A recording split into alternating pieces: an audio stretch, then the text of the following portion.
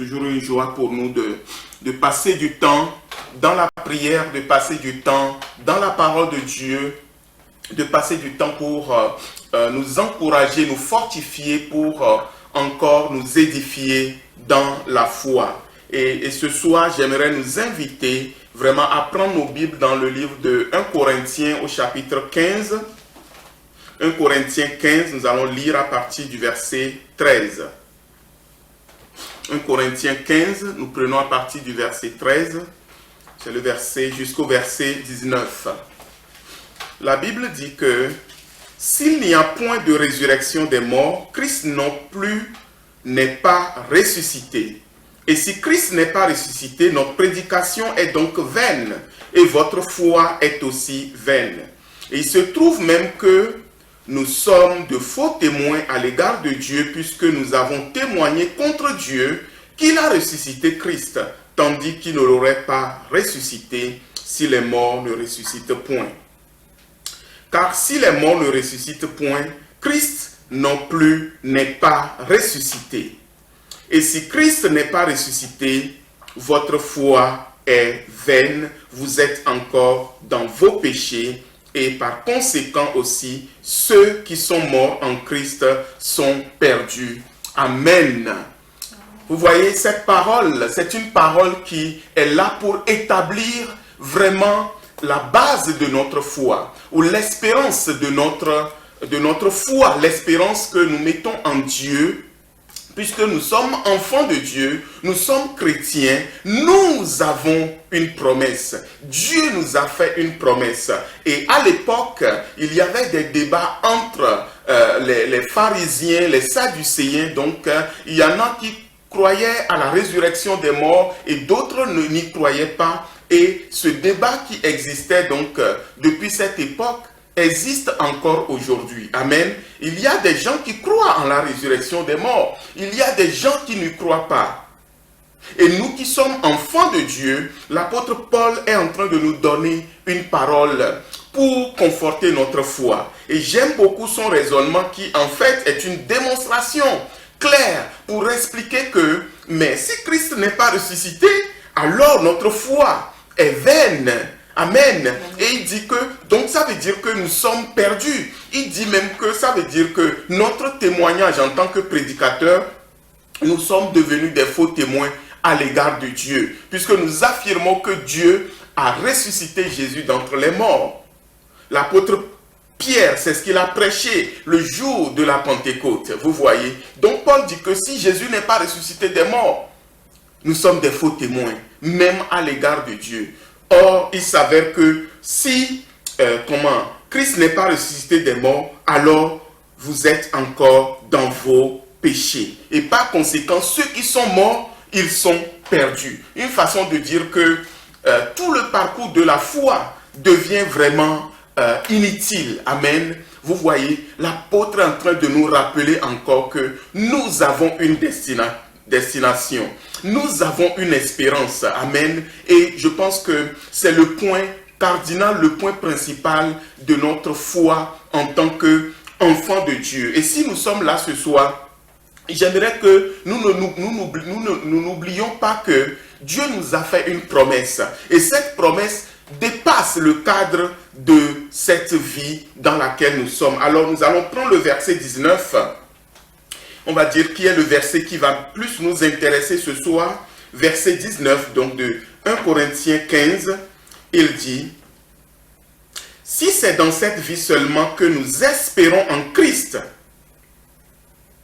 nous sommes les plus malheureux de tous les hommes. Si c'est seulement dans cette vie que nous espérons en Christ, nous sommes les plus malheureux de tous les hommes. » Amen.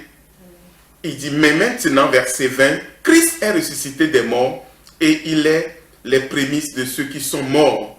Amen. Donc, la résurrection de Christ nous rassure que nous aussi, nous verrons le Seigneur. Alléluia. Nous aussi, nous ressusciterons avec lui. Amen. Et quand nous avons accompagné notre frère que nous avons perdu au mois de janvier, donc dans sa dernière demeure, c'est ces paroles que nous avons lues. Nous avons lu 1 Thessaloniciens 4, nous avons lu Jean 14, nous avons lu beaucoup de passages dans la Bible en fait qui montre que, en fait, le départ de ce monde, de cette terre, ce n'est pas la fin pour nous en tant qu'enfants de Dieu. Mais regardez ce que Paul est en train de dire au verset 19. Il dit, si c'est seulement dans cette vie que nous espérons en Christ, alors nous sommes les plus malheureux de tous les hommes. Amen. Mais Paul n'est pas en train de dire de ne pas espérer en Christ dans ce monde. Et c'est là où mon message va ce soir. C'est-à-dire que nous croyons que nous avons une espérance, nous avons une vie éternelle quand nous allons quitter ce monde, soit quand nous mourrons, ou soit quand le Seigneur revient pour nous chercher. Mais il dit que si c'est seulement dans cette vie que nous espérons en Christ, cela veut dire que nous devons aussi espérer en Christ dans ce monde. C'est très important. Amen. Vous savez, quand vous étudiez l'histoire de l'Église, il y a des gens qui ont tellement consacré, il y avait des moines qui veulent tellement plaire à Dieu que certains dormaient, vous imaginez, dans des arbres. Est-ce que vous imaginez? Les gens ils ne veulent pas dormir par terre, non. Parce qu'ils veulent plaire à Dieu, ils dormaient dans des arbres. Vraiment pour montrer à Dieu qu'ils sont prêts à souffrir pour lui vraiment au maximum. Amen. Ils sont prêts à faire tout un tas de sacrifices. C'est pourquoi j'aime le 1 Corinthiens 13 qui parle de l'amour. Mais Christ est l'amour. Et il dit que même si je donne mon corps à sacrifier au nom de Dieu, si au nom de Dieu, je donne même mon corps, si je n'ai pas l'amour, Dieu est amour. Et cet amour, c'est quoi? C'est que Dieu s'est fait homme. Il s'est donné pour nous. Christ, amen, il est la lumière, il est la vie, amen. Donc ça veut dire que en tant qu'enfant de Dieu, quand nous marchons avec Dieu, nous devons comprendre que même dans ce monde, nous devons espérer en Dieu. Nous ne devons pas douter, amen, de la bonté de Dieu. Nous ne devons pas douter de la main de Dieu. Bien aimé, Dieu veut que, c'est Philippiens 4, je crois, verset 19, qui nous le dit, amen. Il dit que mon Dieu pourvoira à tous vos besoins. Donc, Dieu connaît nos besoins, bien aimés. Il connaît nos besoins. Ce que Dieu ne veut pas, c'est que c'est que nous détournions totalement nos regards de l'essentiel. L'essentiel, c'est la vie éternelle. C'est la vie après la mort. Et cette vie éternelle, on ne va pas en parler ce soir. On va revenir encore sur la question de la vie éternelle. Alléluia. Amen. On reviendra sur la question de la vie éternelle. Jésus disait que, or la vie éternelle, c'est qu'ils te connaissent. Amen. Amen. Vous savez, la vie éternelle, pour un enfant de Dieu, commence ici-bas. La vie éternelle commence depuis ici. Le jour où tu as reçu Jésus, écoutez-moi bien, tu as la vie éternelle en toi. Et c'est cette vie éternelle qui a permis à des personnes comme les Étienne à être lapidés et ils ont pu voir le ciel ouvert. Amen. Tu es lapidé, mais tu es dans la gloire. C'est cette vie éternelle qui faisait que Pierre et Paul et Silas, lorsqu'ils étaient en prison, acte 16, ils pouvaient chanter, ils pouvaient louer Dieu parce qu'ils avaient la vie éternelle en eux. Amen. Si tu n'as pas la vie éternelle en toi, le moindre problème va t'éloigner de Dieu. La moindre souffrance va faire que tu vas commencer par te plaindre. Donc cette vie éternelle commence en nous dès aujourd'hui. Commence en nous, amen, mais de manière partielle. Elle sera complète. Amen. C'est pourquoi la Bible dit que nous connaissons en partie. Mais quand Christ viendra, alors nous le verrons face à face. Alors tout sera parfait. Amen. La connaissance sera parfaite. Et la vie éternelle, Dieu nous a donné la vie éternelle au travers de Christ. Amen. Et il veut que même dans cette vie bien-aimée, nous puissions espérer en lui. Matthieu chapitre 6, rapidement. Matthieu 6. Je ne vais pas être très long parce que nous allons prier après. Amen. Je vous amène quelque part parce que nous avons quelque chose à faire. Amen. Nous avons quelque chose à faire. Amen. Nous avons quelque chose à faire. Nous avons quelque chose à faire, bien-aimés. Matthieu 6, verset. Alors, on ne va pas prendre juste le verset 33. On va prendre un peu plus haut. Matthieu 6. Alléluia. À partir du verset 29, il dit, verset 28, Matthieu 6, « Et pourquoi vous inquiétez au sujet du vêtement ?» Jésus est en train de parler de l'inquiétude de la vie de tous les jours. Jésus est en train de parler de les soucis de ce monde. Jésus dit, mais pourquoi vous inquiétez-vous puisque Dieu nourrit les oiseaux du ciel. Il vêtit, comment l'appelle-t-on, l'herbe, les fleurs des champs. Et il dit, pourquoi vous inquiétez-vous au sujet du vêtement? Considérez comment croissent les lits des champs. Ils ne travaillent ni ne filent. Cependant, je vous dis que Salomon même, dans toute sa gloire, n'a pas été vêtu comme l'un d'eux. Si Dieu revêt ainsi l'herbe des champs qui existe aujourd'hui et qui demain sera jetée au four, ne vous vêtira-t-il pas à plus forte raison, gens de peu de foi? Jésus est en train d'expliquer que Dieu veut nous vêtir. Dieu veut pourvoir à nos besoins, bien-aimés. Dieu veut, alléluia, bien-aimés, oublions la convoitise. La convoitise n'est pas pour nous les enfants de Dieu. Ce que Dieu ne veut pas, c'est que nos cœurs soient attachés aux choses du monde. Dieu ne veut pas que nous soyons dans la convoitise, dans des désirs vraiment pernicieux. Je parlais avec une personne hier qui disait que oui, il y a des gens qui prient que Dieu puisse les bénir, comme ça ils vont aider les autres. Je dis menteur. Je dis mais c'est faux. Parce que je connais beaucoup de personnes que Dieu a bénies, mais ils n'aident pas les autres.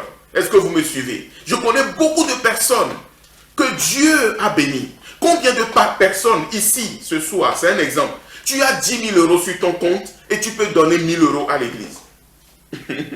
Si tu as 1 000 euros, c'est facile de donner 100 euros. Mais quand tu as 10 000 euros, Satan va te dire, c'est Satan, hein, je pèse mes mots, Satan va te dire, mais quand même, tu ne vas quand même pas donner 1 000 euros. Imagine si tu as 100 000 euros. Alors là, c'est encore plus compliqué. Tu veux la bénédiction? Seigneur, bénis-moi, Seigneur. 1 000 euros, tu peux donner 100 euros. Mais 10 000 euros, pour sortir 1 000 euros, c'est difficile. 100 000 euros, tu vas donner 10 000. 10 000, c'est le minimum. Hein. Je ne parle pas de 10 000. Non, je ne parle pas de 10 000. Minimum 10 000. 5 000. 15 000. Sur 100 000 euros, peux-tu donner 20 000 euros à l'église? Non, non, non, non, non, non. Ça, c'est difficile. Mais quand tu as 100 euros, tu peux prendre 5 euros et donner à l'église. Tu peux prendre 10 euros et donner à l'église. Ça veut dire que notre problème, est bien aimé, notre problème, ce n'est pas, comment dirais-je, la quantité que nous avons. Notre problème, c'est notre cœur. Notre problème, c'est notre cœur, bien aimé. C'est pourquoi la Bible dit que tel qui donne libéralement, il s'enrichit davantage. Mais celui qui épargne à l'excès, il s'appauvrit. Parce que beaucoup pensent qu'ils ont quelque chose, mais en fait, ils sont pauvres. Pourquoi? Parce qu'ils ne contribuent pas au développement du royaume de Dieu. Ils ne contribuent pas à l'avancement de l'œuvre de Dieu.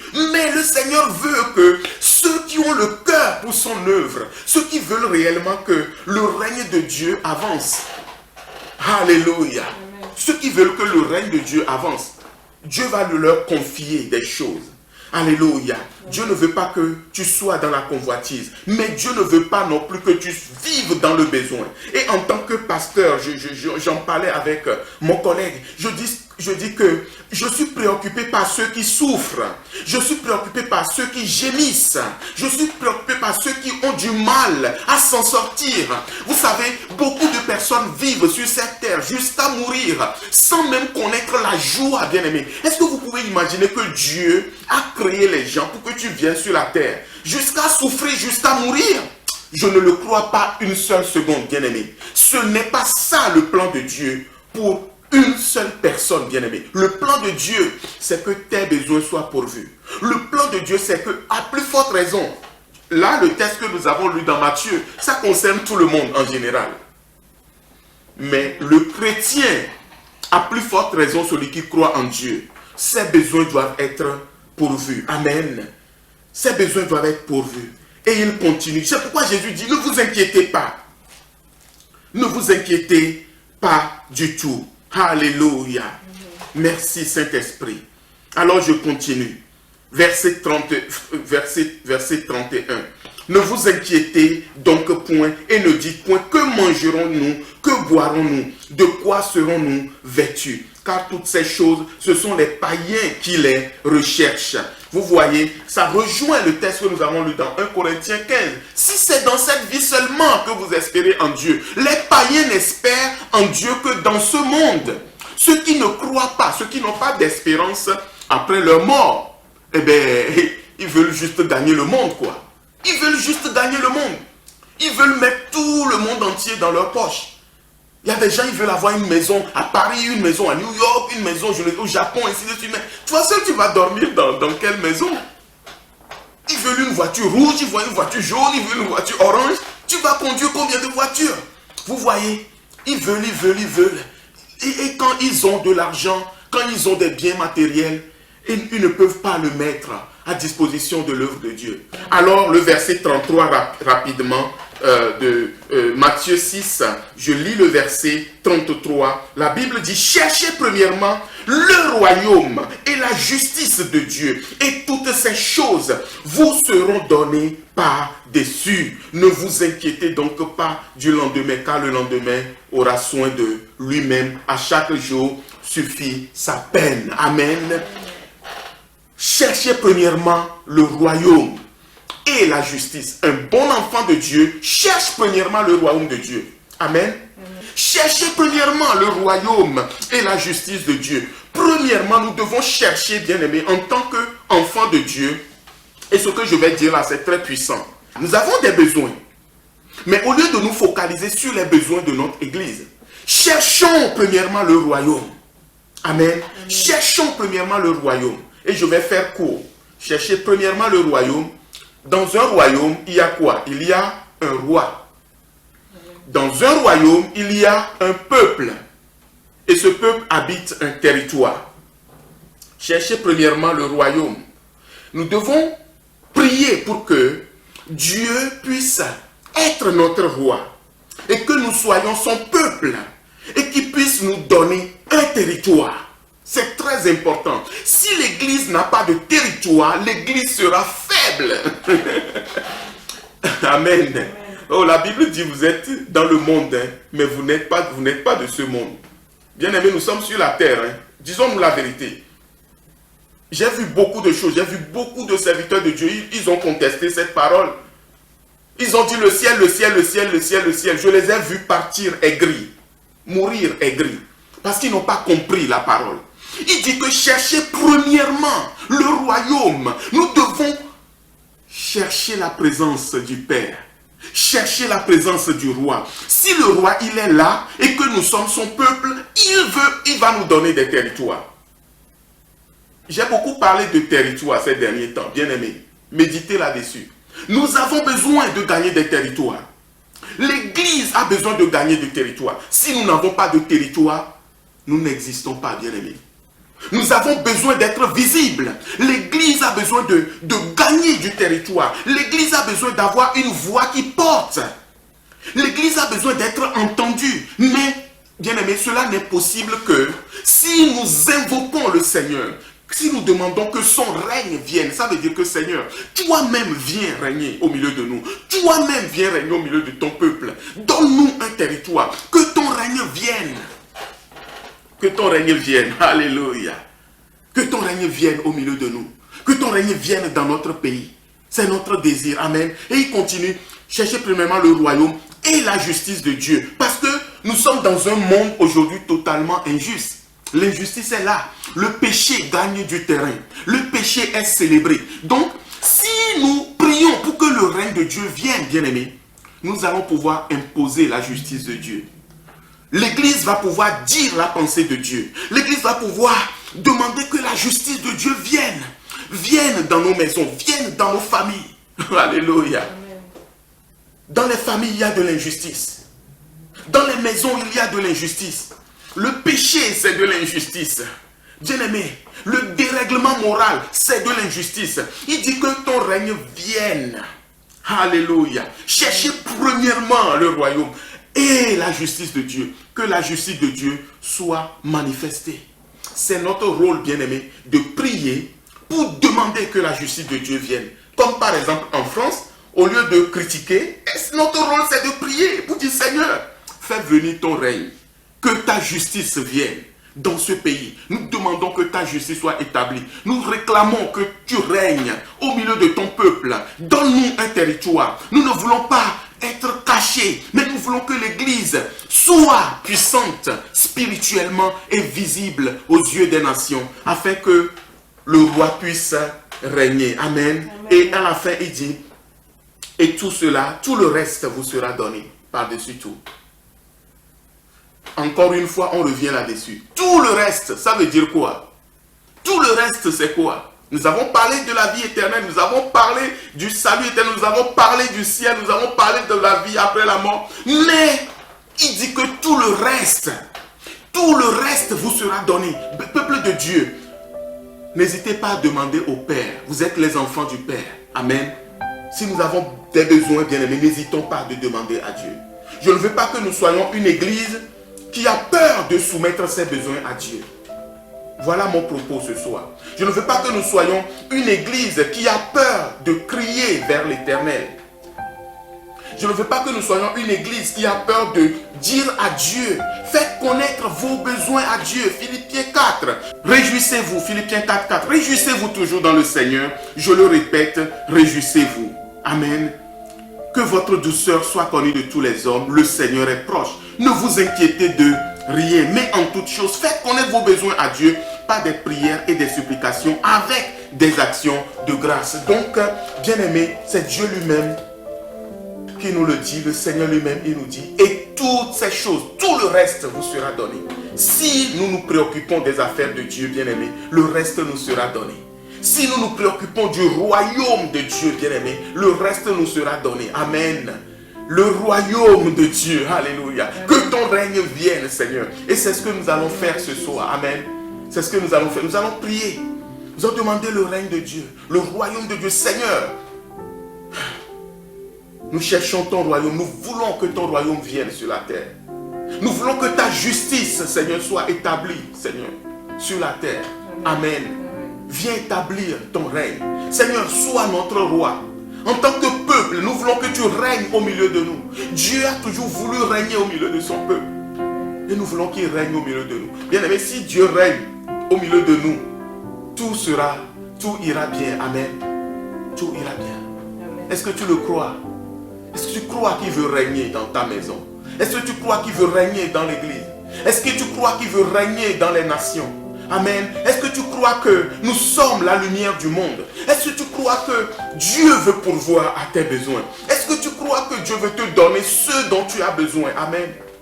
C'est la volonté de Dieu. Amen. Amen. Vraiment que Dieu vous bénisse ce soir. Dans le nom de Jésus.